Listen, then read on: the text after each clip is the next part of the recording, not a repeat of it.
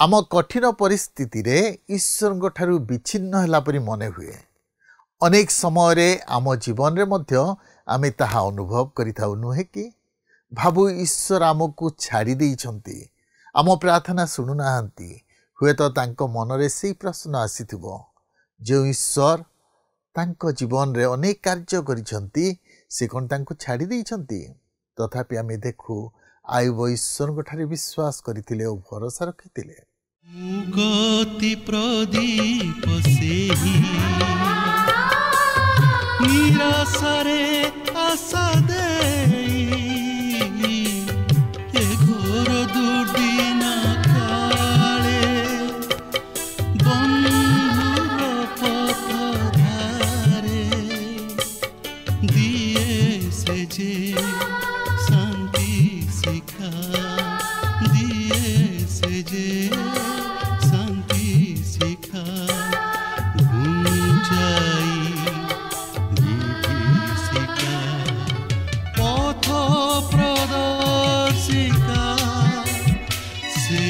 पथ प्रदर्शिका पथ प्रदर्शिका पथ प्रदर्शिका। प्रिय दर्शक बंधु नमस्कार। प्रभु जीशु मधुर नाम रे आपन को आजिर पथ प्रदर्शिका कार्यक्रम को स्वागत करूछि। आपन को मध्यरु अनेक आम सहित फोन रे जोगाजोग करूछंती, सेमान को मु विशेष करी धन्यवाद दिए। जदि आपण ए पर्यंत आम सहित जोगाजोग करि नाहंती आज ही करंतु। ए कार्यक्रम मध्य देई पुणी थरे आपण को सहित साक्षात करिवार सुयोग पाइथिबारु प्रभु को धन्यवाद दिए। प्रभु आपण को बहुल भावे आशीर्वाद करंतु। ए आम प्रार्थना जे ईश्वर को वाक्य आपण को जीवन रे कार्य करू, जेपरि आपण अन्य मान निकट रे ख्रीष्टन को प्रेम और ख्रीष्टन को गुण को प्रकाश करि परिबे। आपन को अनुभूति आम मान को निश्चय जणाइबे।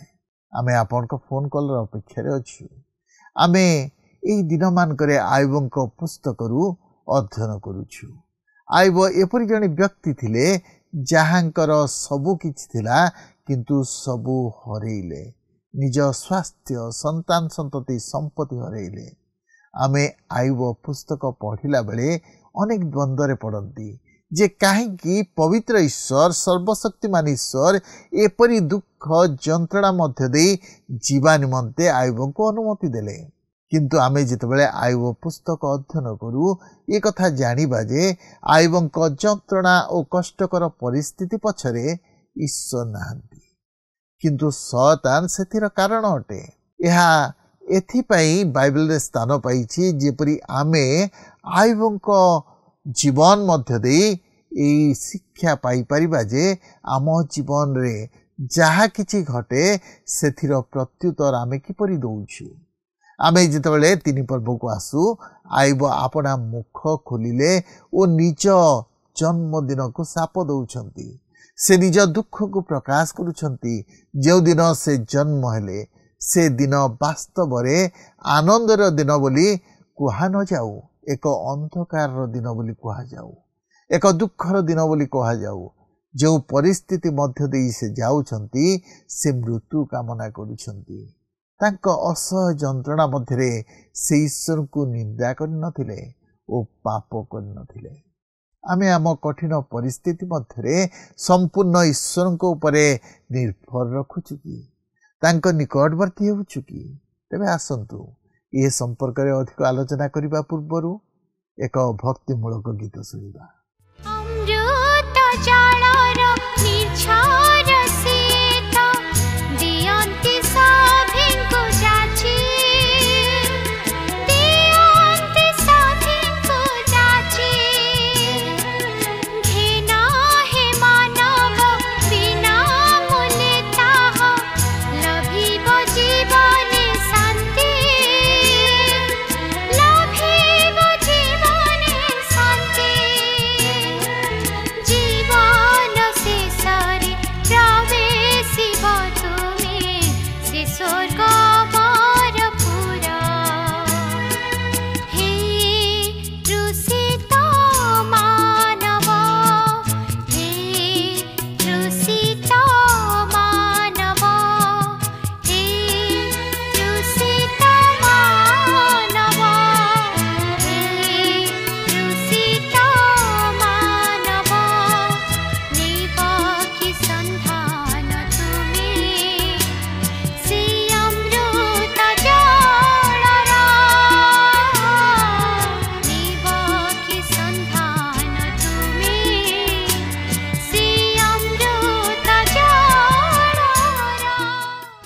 ଆସନ୍ତୁ ବର୍ତ୍ତମାନ ଆମେ ପ୍ରଭୁଙ୍କର ବାକ୍ୟ ମଧ୍ୟକୁ ଯିବା।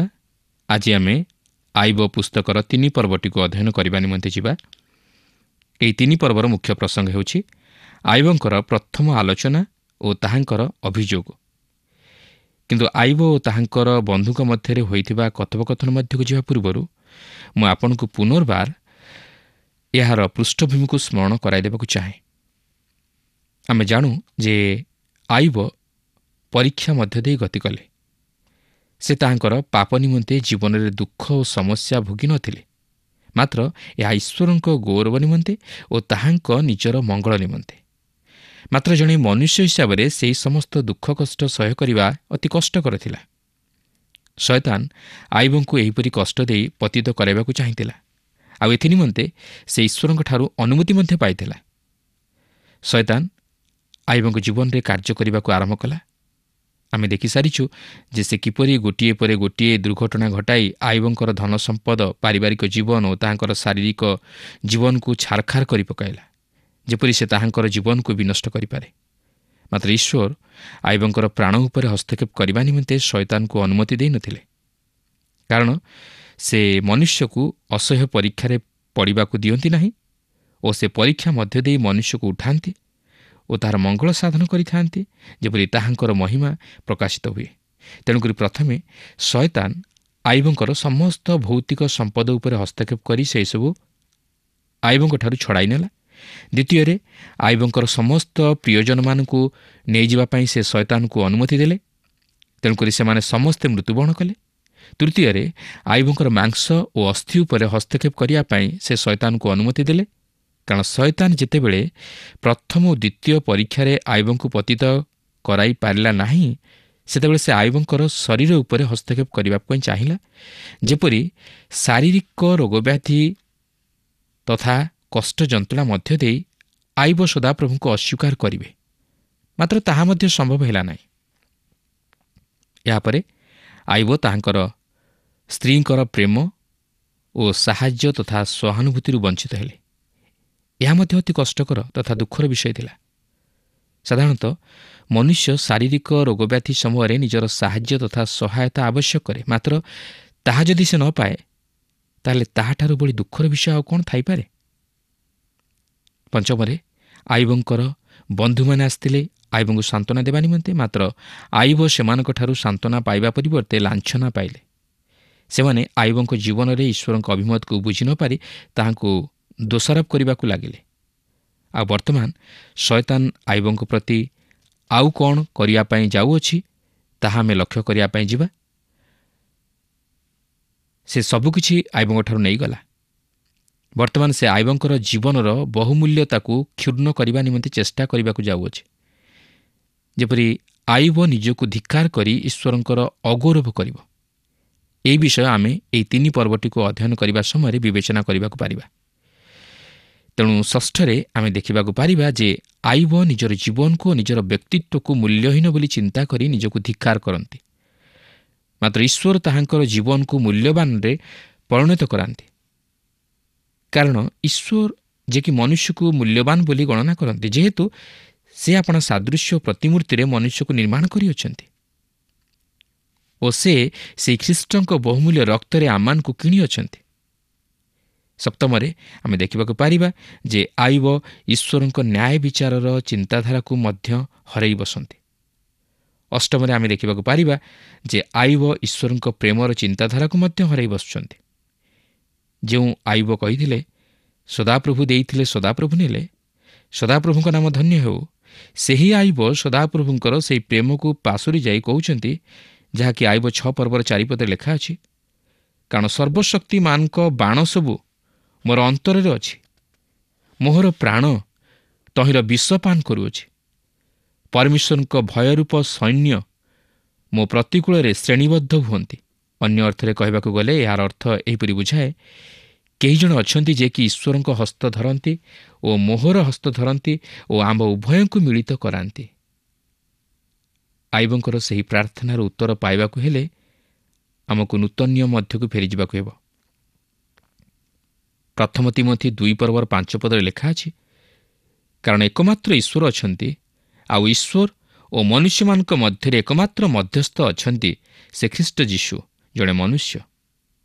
ଈଶ୍ୱରଙ୍କର ଧନ୍ୟବାଦ ହେଉ ଯେ ଆପଣଙ୍କର ମୋର ଜଣେ ମଧ୍ୟସ୍ଥି ଅଛନ୍ତି, ଆଉ ସେ ହେଉଛନ୍ତି ଖ୍ରୀଷ୍ଟ ଯୀଶୁ, ଯେ କି ଆମମାନଙ୍କୁ ଈଶ୍ୱରଙ୍କ ସହିତ ମିଳିତ କରାନ୍ତି। ତେବେ ମୁଁ ଏଠାରେ ଏହି ସମସ୍ତ ବିଷୟକୁ ସ୍ମରଣ କରାଇଦେବାର କାରଣ ହେଉଛି ଯେ ଏହି 3 ପର୍ବଠାରୁ 37 ପର୍ବ ମଧ୍ୟରେ ଆଇବଙ୍କର ତାହାଙ୍କର ବନ୍ଧୁମାନଙ୍କ ସହିତ ଯେଉଁ କଥୋପକଥନ ତାହା ବୁଝିବା ନିମନ୍ତେ ବିଶେଷ ସହାୟକ ହେବ, ଯେହେତୁ ସେହି ସମସ୍ତ କଥୋପକଥନର ମୂଳ କାରଣ ଏହି ସମସ୍ତ ପୃଷ୍ଠଭୂମି ମଧ୍ୟରେ ପର୍ଯ୍ୟବେସିତ। ବର୍ତ୍ତମାନ ଲକ୍ଷ୍ୟ କରିବାର ବିଷୟ ହେଉଛି ଆଇବଙ୍କର ମିତ୍ରମାନେ 7 ଦିନ ଧରି ତାହାଙ୍କ ପାଖରେ ବସିଅଛନ୍ତି ଓ ଶେଷରେ ତାହାଙ୍କ ମିତ୍ରମାନଙ୍କର ସେହି କୁଟିଳ ଓ ଦୋଷାରୋପ କରିବାର ଚକ୍ଷୁ ସମ୍ମୁଖରେ ସେ ନିଜର ଜନ୍ମଦିନକୁ ଶାପ ଦେଇ ନିଜକୁ ଧିକ୍କାର କରୁଅଛନ୍ତି। ଦେଖନ୍ତୁ 3 ପର୍ବର ପ୍ରଥମ ପଦରୁ 5 ପଦ ମଧ୍ୟରେ ଏହିପରି ଲେଖା ଅଛି, ଏଥି ଉତ୍ତାରେ ଆଇବ ମୁଖ ଫିଟାଇ ଆପଣା ଜନ୍ମଦିନକୁ ଶାପ ଦେଲା। ପୁଣି ଆଇବ ଉତ୍ତର କରି କହିଲା, ଯେଉଁଦିନ ମୁଁ ଜାତ ହେଲି ଓ ପୁତ୍ର ସନ୍ତାନ ଗର୍ଭସ୍ଥ ହେଲା ବୋଲି ଯେଉଁ ରାତ୍ରି କହିଲା ତାହା ଲୁପ୍ତ ହେଉ, ସେଦିନ ଅନ୍ଧକାରମୟ ହେଉ, ପରମେଶ୍ୱର ଊର୍ଦ୍ଧ୍ୱରୁ ତହିଁର ତତ୍ତ୍ୱ ନ କରନ୍ତୁ, କିମ୍ବା ତହିଁ ଉପରେ ଦୀପ୍ତି ପ୍ରକାଶ ନ ପାଉ, ଅନ୍ଧକାର ଓ ମୃତ୍ୟୁଛାୟା ତାହାକୁ ଆପଣାର ବୋଲି ଦାବି କରନ୍ତୁ, ମେଘ ତହିଁ ଉପରେ ଅବସ୍ଥାନ କରୁ, ଦିବସ ଅନ୍ଧକାରକାରୀ ସମସ୍ତେ ତାହାର ତ୍ରାସ ଜନ୍ମାଉନ୍ତୁ। ଆଇବ ଏଠାରେ ବାସ୍ତବରେ କହିବାକୁ ଚାହାନ୍ତି ଯେ ତାହାଙ୍କର ଜନ୍ମ ନ ହୋଇଥିଲେ ବରଂ ଭଲ ହୋଇଥାନ୍ତା। ସେ ନିଜର ଜନ୍ମଦିନକୁ ଧିକ୍କାର କରୁଛନ୍ତି। ତେବେ ଆଜି କ'ଣ ଆମେ ସେପରି କରୁନା କି? ଯେତେବେଳେ ଆମେ କୌଣସି ପ୍ରକାର ଜଟିଳ ପରିସ୍ଥିତି ବା ବିଫଳତାର ସମ୍ମୁଖୀନ ହେଉ ବା ନୈରାଶ୍ୟତାରେ ଭାଙ୍ଗି ପଡ଼ୁ, ସେତେବେଳେ ଆମେ ନିଜର ଜନ୍ମଦିନକୁ ଧିକ୍କାର କରି କହୁ, ମୋର ଜନ୍ମ ନ ହୋଇଥିଲେ ବରଂ ଭଲ ହୋଇଥାନ୍ତା। ଏହା ହିଁ ଆଇବ ଏଠାରେ କହନ୍ତି। ଏହାପରେ 3 ପର୍ବର 6 ପଦରୁ 12 ପଦ ମଧ୍ୟରେ ଲେଖା ଅଛି, ନିବିଡ଼ ଅନ୍ଧକାର ସେହି ରାତ୍ରି କି ଆକ୍ରମଣ କରୁ, ତାହା ବର୍ଷର ଦିବସ ଶ୍ରେଣୀ ମଧ୍ୟରେ ଆନନ୍ଦ ନ କରୁ, ତାହା ମାସ ସଂଖ୍ୟା ମଧ୍ୟରେ ନ ଆସୁ। ଦେଖ, ସେହି ରାତ୍ରି ବନ୍ଧ୍ୟା ହେଉ, ତହିଁ ମଧ୍ୟରେ କୌଣସି ଆନନ୍ଦର ସ୍ୱର ପ୍ରବେଶ ନ କରୁ। ଯେଉଁମାନେ ଦିବସକୁ ଶାପ ଦିଅନ୍ତି, ଯେଉଁମାନେ ଲିବିଆଥନ୍କୁ ଜଗାଇବାକୁ ନିପୁଣ, ସେମାନେ ତାହାକୁ ଶାପ ଦେଉନ୍ତୁ। ତହିଁର ସନ୍ଧ୍ୟାକାଳୀନ ନକ୍ଷତ୍ରଗଣ ଅନ୍ଧକାରମୟ ହେଉ, ସେ ଦୀପ୍ତିର ଅପେକ୍ଷା କରୁ, ମାତ୍ର କିଛି ନ ପାଉ, କିମ୍ବା ସେ ଅରୁଣର ନେତ୍ରପଲକ ଦର୍ଶନ ନ କରୁ। କାରଣ ସେ ମୋ ମାତୃଗର୍ଭର କବାଟ ରୁଦ୍ଧ କଲା ନାହିଁ, କିମ୍ବା ଦୁଃଖକୁ ମୋର ଦୃଷ୍ଟିରୁ ଗୁପ୍ତ କଲା ନାହିଁ। ମୁଁ କାହିଁକି ଗର୍ଭରୁ ମଲି ନାହିଁ?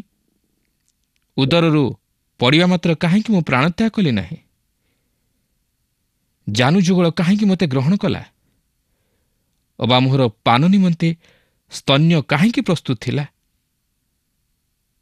ଆଇବ ଏଠାରେ ଅତି ସ୍ପଷ୍ଟ ଭାବେ ତାହାଙ୍କର ଜନ୍ମଦିନକୁ ଶାପ ଦେଇ କହନ୍ତି ଯେ ମୋର ଜନ୍ମ ନ ହୋଇଥିଲେ ବରଂ ଭଲ ହୋଇଥାନ୍ତା। କିନ୍ତୁ ପ୍ରିୟ ବନ୍ଧୁ, ଏପରି ମନୋଭାବ ବା ଚିନ୍ତାଧାରା ଆମମାନଙ୍କର ସମସ୍ୟାକୁ ସମାଧାନ କରିପାରେ ନା। ଆପଣ ବି ତ କହିପାରନ୍ତି ଯେ ଆପଣ ଜନ୍ମ ନ ହୋଇଥିଲେ ଆପଣଙ୍କ ପକ୍ଷେ ତାହା ଭଲ ହୋଇଥାନ୍ତା। ମାତ୍ର ଆପଣ ଯେତେବେଳେ ଜନ୍ମଗ୍ରହଣ କରିସାରିଛନ୍ତି, ଆପଣ ତହିଁରେ କିଛି ପରିବର୍ତ୍ତନ ଘଟାଇ ପାରିବେ ନାହିଁ। ଆପଣ ହୁଏତ କହିପାରନ୍ତି ଯେ ଆପଣ ମରିଯାଇଥିଲେ ଭଲ ହୋଇଥାନ୍ତା। ମାତ୍ର ଆପଣ ସେପରି କହିବା ଦ୍ୱାରା ମୃତ୍ୟୁବରଣ କରିପାରିବେ ନାହିଁ। ଆପଣ ଆପଣଙ୍କ ଜୀବନକୁ ରକ୍ଷା କରିପାରିବେ ନାହିଁ। ଏହା କେବଳ ସମୟ ସାପେକ୍ଷ। ଏଥିରେ କୌଣସି ଲାଭ ନାହିଁ। ଏହା କେବଳ ମନୁଷ୍ୟ ମନରେ ନୈରାଶ୍ୟତା ଭରିଦେବ। 13ରୁ 14 ପଦରେ ଲେଖା ଅଛି, ତାହା ହୋଇନଥିଲେ ମୁଁ ଏବେ ଶୟନ କରି ଶାନ୍ତିରେ ଥାନ୍ତି, ମୁଁ ନିଦ୍ରିତ ହୋଇ ବିଶ୍ରାମରେ ଥାନ୍ତି। ଯେଉଁମାନେ ଆପଣମାନଙ୍କ ନିମନ୍ତେ ଉଜାଡ଼ ସ୍ଥାନ ନିର୍ମାଣ କରିଥିଲେ, ଏପରି ରାଜା ଓ ପୃଥିବୀର ମନ୍ତ୍ରୀଗଣ ସହିତ ଥାନ୍ତି। ସେମାନେ ସେମାନଙ୍କ ନିମନ୍ତେ ବୃହତ୍ ପିରାମିଡ଼ ବା ବୃହତ୍ ସମାଧି ସ୍ତୂପମାନ ନିର୍ମାଣ କରିଥିଲେ।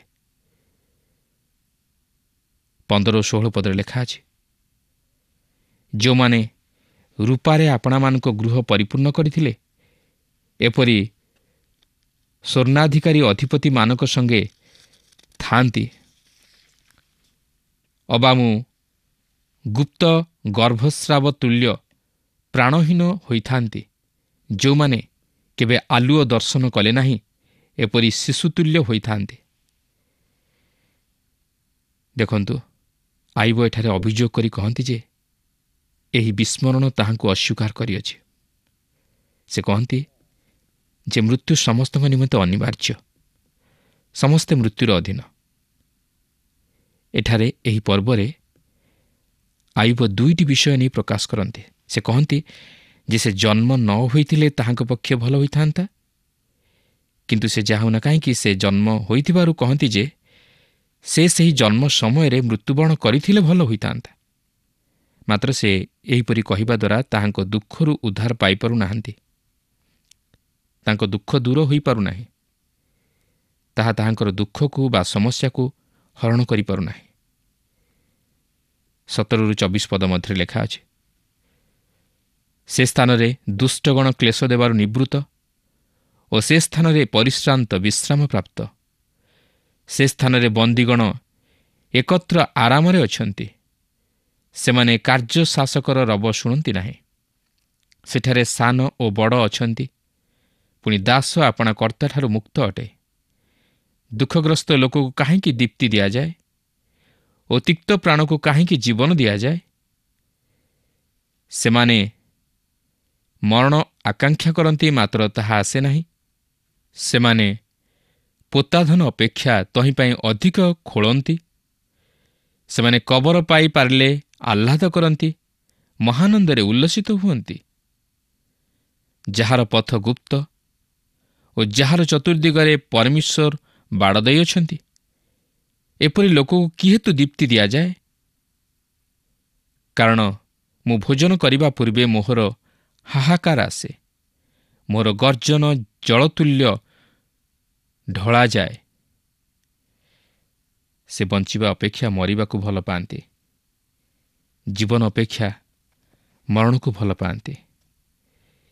ତାଙ୍କର କଷ୍ଟ ଆଉ ଦୁଃଖ ଏତେ ଦୂର ଅସହ୍ୟ ହୋଇପଡ଼ିଛି ଯେ ସେ ଏହି ଜଗତରେ ବଞ୍ଚିବା ପାଇଁ ମୋତେ ଚାହାନ୍ତି ନାହିଁ। ଜୀବନଠାରୁ ମରଣକୁ ଶ୍ରେୟସ୍କର ବୋଲି ମନେ କରନ୍ତି। ସେ କହନ୍ତି, ଜୀବନ ଅତି ଭାର ସ୍ୱରୂପ ବା ବୋଝ ସ୍ୱରୂପ। ସେ ଆଉ ବଞ୍ଚି ରହିବା ପାଇଁ ଚାହାନ୍ତି ନାହିଁ, ସେ ମରିବାକୁ ଚାହାନ୍ତି। ଆଇବ କହନ୍ତି ଯେ ସେ ସେହି ମୃତ୍ୟୁକୁ ଅତି ଆନନ୍ଦ ଓ ଉଲ୍ଲାସର ସହିତ ଆହ୍ୱାନ କରନ୍ତି, ଯେପରିକି ଜଣେ ସେହି ସୁବର୍ଣ୍ଣକୁ ଖୋଳି ବାହାର କରି ତାହା ପାଇବା ପରେ ମହାନନ୍ଦ କରେ। କାରଣ ଆଇବ ଏତେ ଦୂର ହତାଶ ଓ ନିଃସହାୟ ହୋଇପଡ଼ିଛନ୍ତି ଯେ ସେ ଆଉ ମୁହୂର୍ତ୍ତେ ମାତ୍ର ବଞ୍ଚି ରହିବା ପାଇଁ ଚାହାନ୍ତି ନାହିଁ।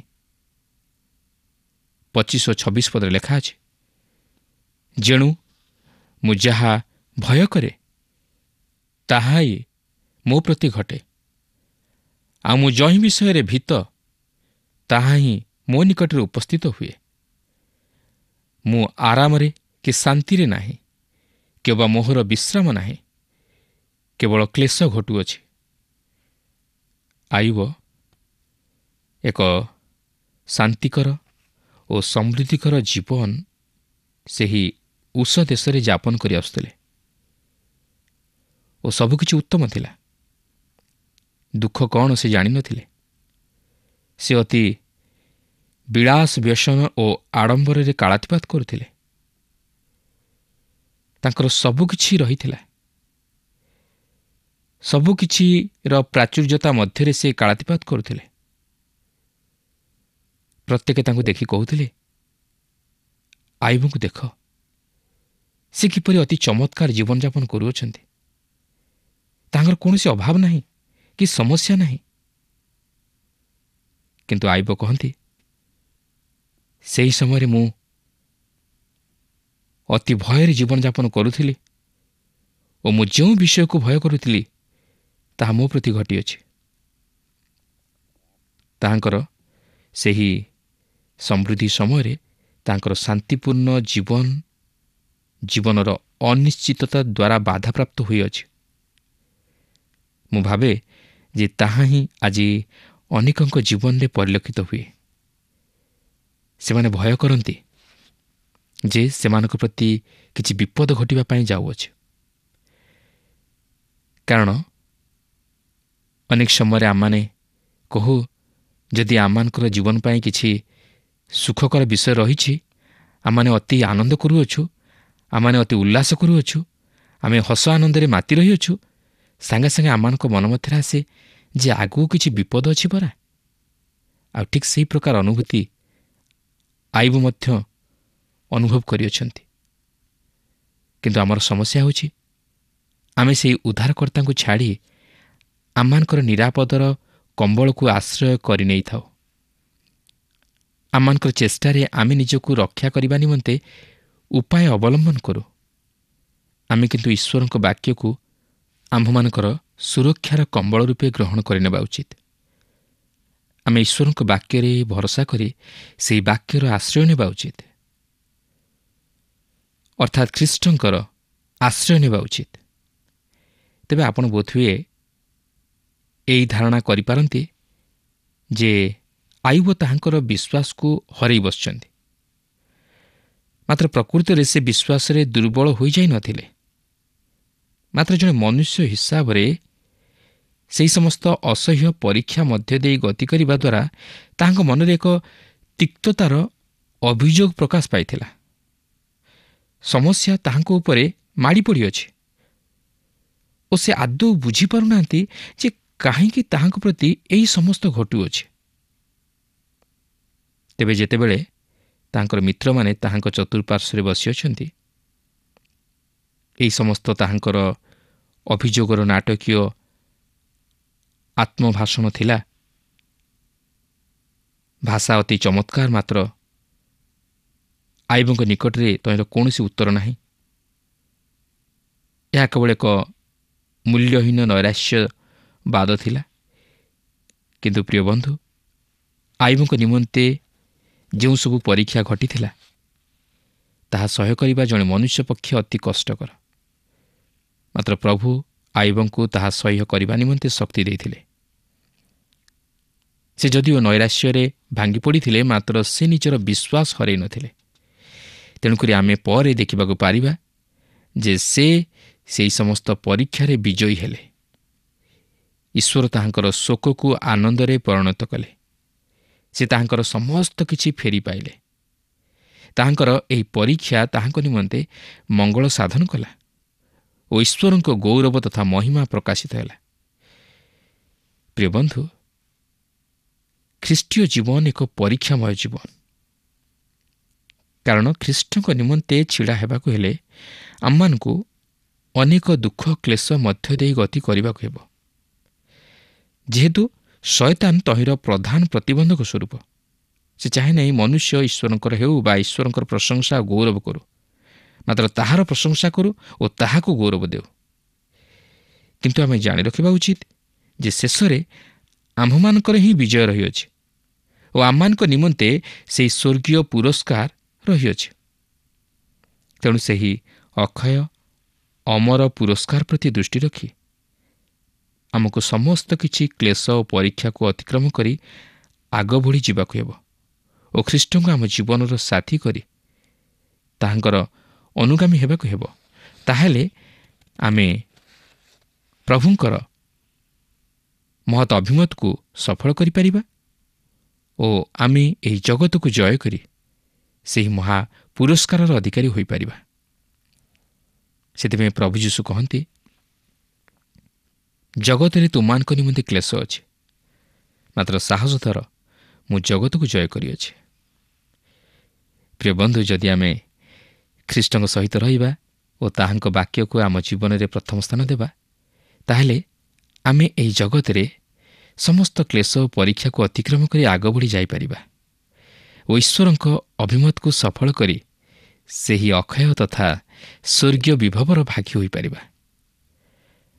ଆପଣଙ୍କର ମନେଥିବ, ଯେତେବେଳେ ଶିଷ୍ୟମାନେ ସମୁଦ୍ର ମଧ୍ୟରେ ଝଡ଼ର ସମ୍ମୁଖୀନ ହେଲେ, ସେତେବେଳେ ପ୍ରଭୁ ଯୀଶୁ ସେମାନଙ୍କର ନିକଟରେ ଥାଇ ସେମାନଙ୍କୁ ସୁରକ୍ଷା ପ୍ରଦାନ କଲେ। ମାତ୍ର ପ୍ରଭୁ ସେମାନଙ୍କୁ ରକ୍ଷା କଲେ। ପ୍ରଭୁ ସେ ନାଁର ନାବିକ ହୋଇ ସେମାନଙ୍କୁ କଢ଼ାଇ ନେଲେ। ଆଉ ଠିକ୍ ସେହିପରି এই ଜଗତ ରୂପକ ସାଗରରେ ଯେତେବେଳେ ଆମମାନେ ଆମମାନଙ୍କର ଏହି ଜୀବନ ରୂପକ ନୌକାଟିକୁ ଅତିବାହିତ କରୁଅଛୁ, ଯଦି ଆମମାନଙ୍କର ଏହି ଜୀବନ ରୂପକ ନୌକାଟିରେ ପ୍ରଭୁ ଯୀଶୁ ଅଛନ୍ତି, ତାହେଲେ ସେ ଆମମାନଙ୍କ ଜୀବନର ସମସ୍ତ ଅବସ୍ଥାରେ, ଦୁଃଖରେ ହେଉ ବା ସୁଖରେ ହେଉ, ସମ୍ପଦରେ ହେଉ ବା ବିପଦରେ ହେଉ, ସୁସ୍ଥତାରେ ହେଉ ବା ଅସୁସ୍ଥତାରେ ହେଉ, ସବୁ ଅବସ୍ଥାରେ ସେ ଆମମାନଙ୍କୁ କଢ଼େଇ ନେବେ। ପ୍ରଭୁ ଆମ ପ୍ରତ୍ୟେକଙ୍କୁ ଆଶୀର୍ବାଦ କରନ୍ତୁ। ପ୍ରିୟ ଦର୍ଶକ ବନ୍ଧୁ, ଆଶା କରୁ ଆଜିର କାର୍ଯ୍ୟକ୍ରମ ଆପଣଙ୍କୁ ନିଶ୍ଚୟ ଭଲ ଲାଗିଥିବ। ଲକ୍ଷ୍ୟ କରନ୍ତୁ, ଆୟୋବଙ୍କ ପରିସ୍ଥିତି ଏପରି ଥିଲା ଯେ ସେ ଭାବୁଛନ୍ତି ଈଶ୍ୱରଙ୍କ ସହଭାଗିତା ଠାରୁ ସେ ବିଚ୍ଛିନ୍ନ ହୋଇଯାଇଛନ୍ତି। ଯେଉଁ ଆନନ୍ଦର ସମୟ ଥିଲା ତାହା ଆଉ ନାହିଁ। ଅନେକ ସମୟରେ ଆମ ଜୀବନରେ ମଧ୍ୟ ତାହା ହିଁ ଆମେ ଅନୁଭବ କରିଥାଉ, ନୁହେଁ କି? ଭାବୁ ଈଶ୍ୱର ଆମକୁ ଛାଡ଼ି ଦେଇଛନ୍ତି ଓ ଆମ ପ୍ରାର୍ଥନା ଶୁଣୁନାହାନ୍ତି।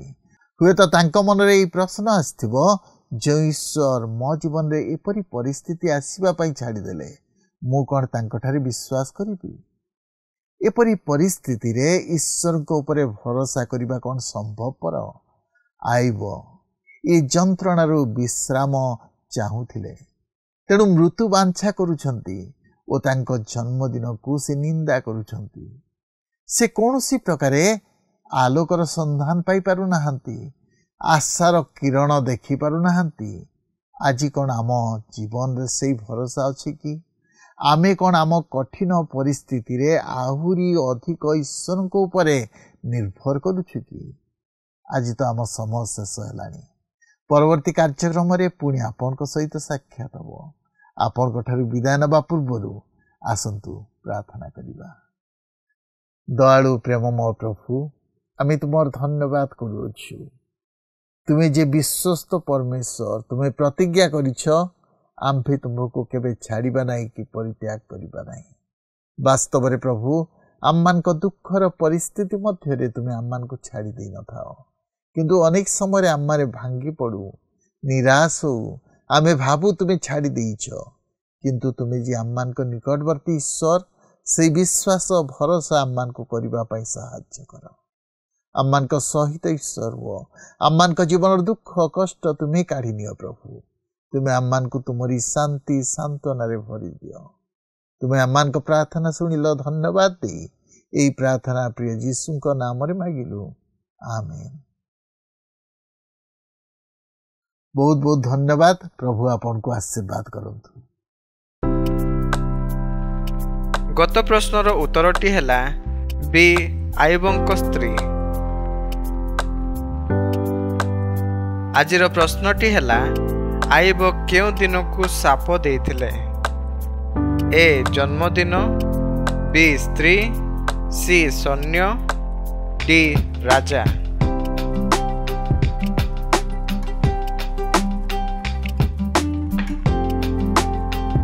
এই প্রশ্নর উত্তর আসন্তাকালি সন্ধ্যা ৬টা মধ্যে option A, B, C, D মধ্যরু সঠিক উত্তর বাছি আপনার নাম ও সম্পূর্ণ ঠিকনা সহিত 9777221415 ফোন নম্বরে SMS কিংবা WhatsApp দ্বারা জଣାଇବାକୁ অনুরোধ। जदि आपको आम कार्यक्रम भल लगुच तेबे 0444908126 रे मिस्ड कॉल दे विजय होई परिबे। गत सप्ताहर विजय दर्शक बंधु हेले नवरंगपुर ज्योतिर्मय टाकरी और परिवार।